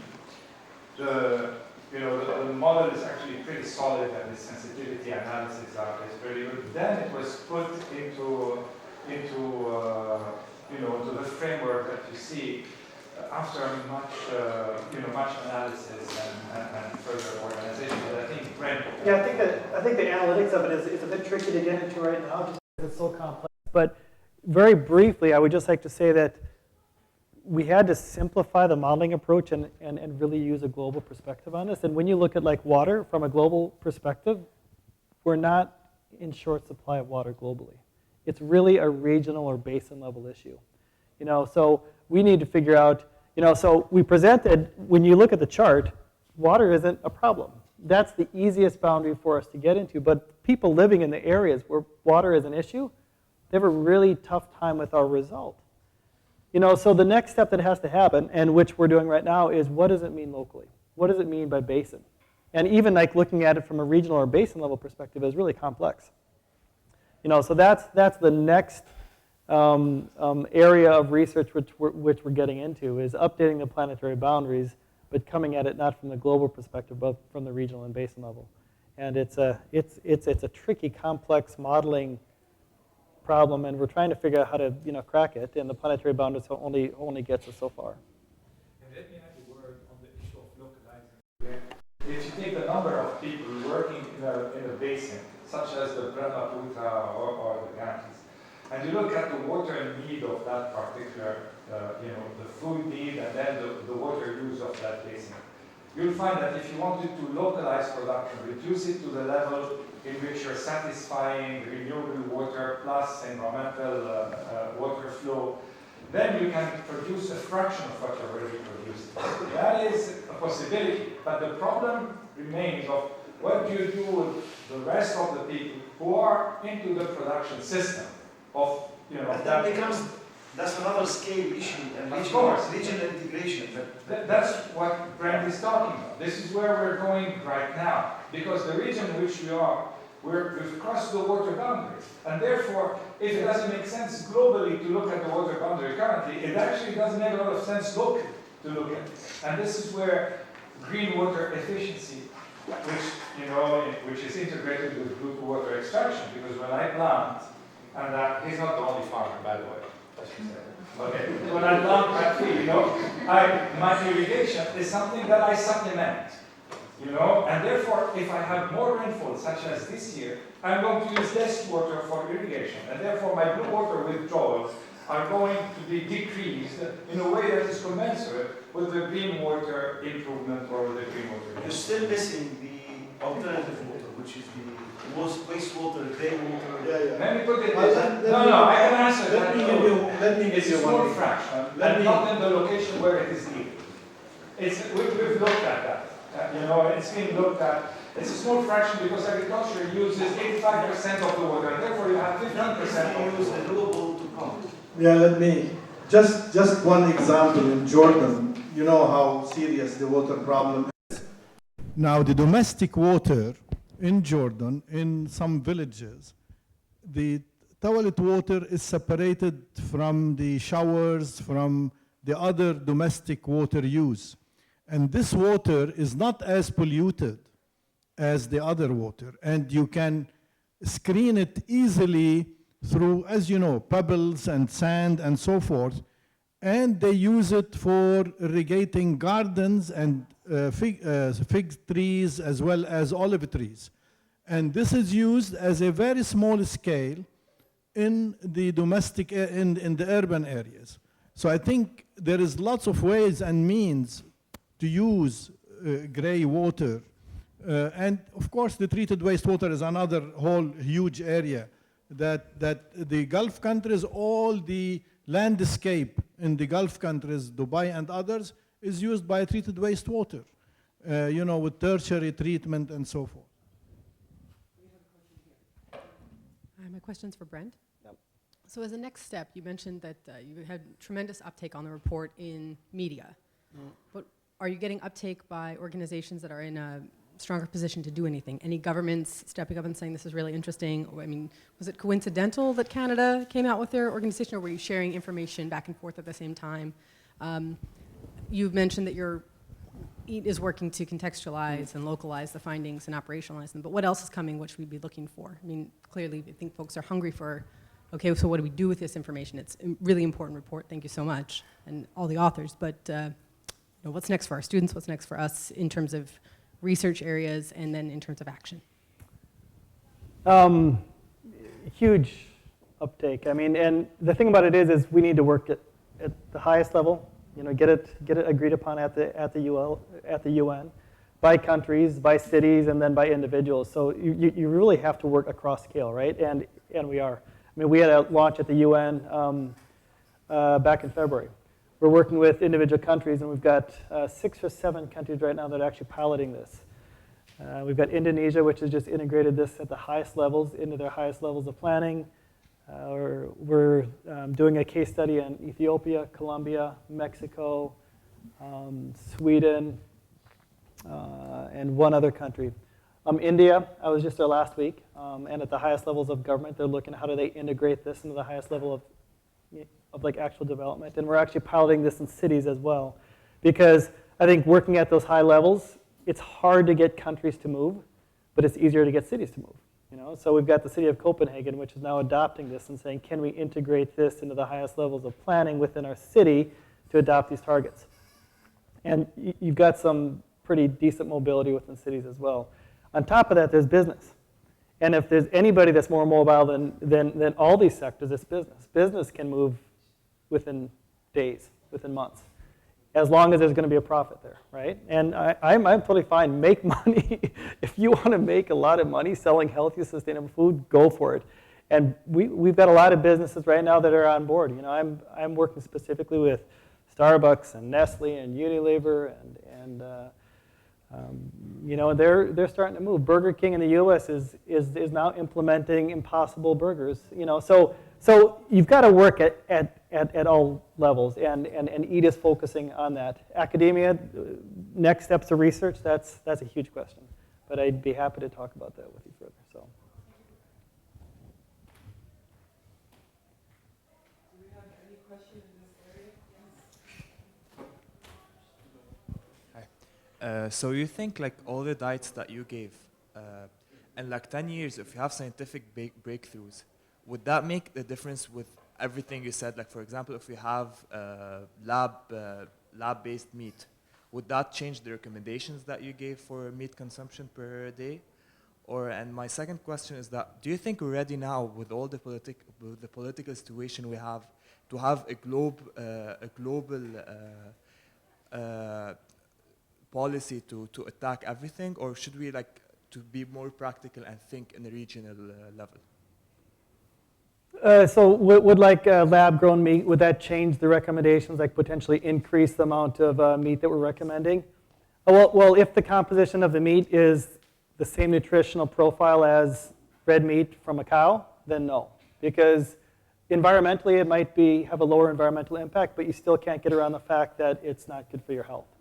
You know, so if you set aside the health and the environment, even if it's lab-grown and has the same, you know, unsaturated to saturated fat ratio, then it wouldn't change the recommendation.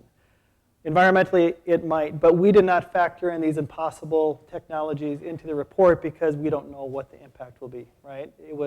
And the cool thing about it is we have all the answers that we can solve it today. We don't need impossible meats. We don't need lab-grown meat. We don't need lower methane, you know, emitting things that we can put into cows. No, we can do it with like the technologies that we have today. Should governments come on board to do this internationally? I absolutely believe that we should. We need a Paris-type agreement for the food system. And if we can come to some sort of international consensus, it then gives governments and business and cities the permission to come on board and say, we need to do this. So the great thing about the Paris, whether governments are following it or not, is a different question. It at least gives an international mandate for governments and cities to do something. So if we could internationally, and we would love to have some sort of UN climate type, some sort of international convention for the food system, if we could give that, that would be great. But we can't wait for that to happen because that's a slow process, man. Well, thank you, Brent. Thank you to all the panelists for giving out. No, I think we have to, finally, we have to finish, I think. This is, I've been told we have to close now. I'm sorry. But thank you for all of you for staying, for asking questions, for being interested. And I will, yes, pass you the mic. Thank you so much. Thank you, Louise. Thank you, Brent. Thank you, Rami, for a wonderful event. Thank you to the panel. And thank you for the food security program, for Martin. But there's a young man who has been doing a lot of the backstage work that I'd like all of us to really acknowledge, and that's Ahmed Yahya. So please, Abed Yahya. Abed Yahya. So thank you, Abed. thank you, Abid, for all of the great work you've been doing. 1 second, before we part, also, there are not many great news coming from this region, but as we learned today, it can save the world. At least its food can save the world. And since we have this event today, there will be a tasting session now outside. There's going to be healthy food according to the guidelines of the EAT-forum, and they even paid for it. And so, I hope you will all join us. And the most important thing is, and I will, especially our students, I don't want you to waste any food, so you take it home if necessary and have it tomorrow, okay? So please do that. Please join us.